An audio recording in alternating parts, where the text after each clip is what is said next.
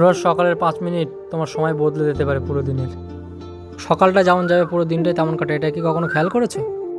রাত জেগে দেরিতে ঘুমিয়ে এবং সকালে দেরি করে ওঠা, তাড়াহুড়ো করে বের হওয়া এবং দিন শুরু হয় বিশৃঙ্খলাভাবে।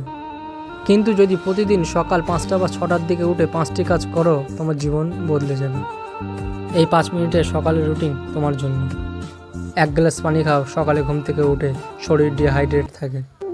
1 গ্লাস পানি মানে শরীরে নতুন শক্তি। 2 মিনিট চোখ বন্ধ করে শ্বাস প্রশ্বাসে মনোযোগ দাও। মন শান্ত থাকলে মানসিক চাপ কমবে। 1 মিনিট আল্লাহর শুকরিয়া আদায় করো, এতে তোমার দৃষ্টিভঙ্গি পাল্টাবে।